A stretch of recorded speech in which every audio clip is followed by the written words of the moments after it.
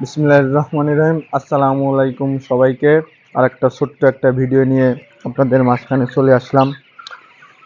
যে বিষয়টা নিয়ে আজকে আলোচনা করব, বিষয়টা হলো যে মুরগিগুলো দেখতে পাচ্ছেন, লিটারের দিকে একটু ধরো ভাই, লিটারের কন্ডিশনটা খারাপ এবং মুরগিগুলোতে হালকা সাউন্ড মানে সিআরডি সর্দি যেটাকে বলা হয়।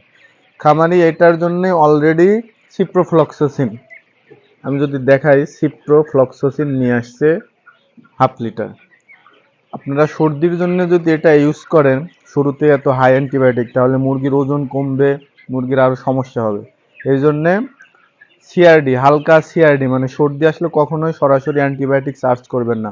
আপনারা একটু ন্যাচারাল মানে প্রাকৃতিক দিয়ে এটাকে সারানোর চেষ্টা করবেন। যেমন একটু আদা রসুন খাওয়াবেন, অথবা ডাইলুরেস আছে, ডাইলুরেস স্প্রে করবেন, এটা করতে পারেন।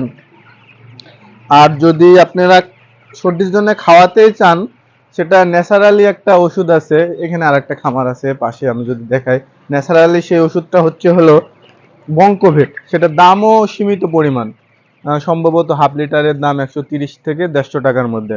এই জন্য আপনারা শুরুতেই সর্দি হোক, এটা কখনোই কাম্য নয়, কিন্তু যদি হয়ে যায় সরাসরি ডাইরেক্ট হাই অ্যান্টিবায়োটিক যেমন সিপ্রোফ্লক্সাসিন, টিলমাইকোসিন, এটিভেট, এগুলা সার্চ করবেন না। আপনারা সবসময় ন্যাচারাল দিয়ে সারানোর চেষ্টা করবেন, কারণ অ্যান্টিবায়োটিক সার্চ করলে মুরগির ওয়েটে হ্যাম্পার হয়, মুরগিতে ধকল পড়ে বেশি। আপনারা বঙ্কোভেট ইউজ করতে পারেন, যেটার দাম কম এবং এটা সম্পূর্ণ ন্যাচারাল, প্রাকৃতিক উপায়ে তৈরি, এটা ইউজ করতে পারেন। ধন্যবাদ।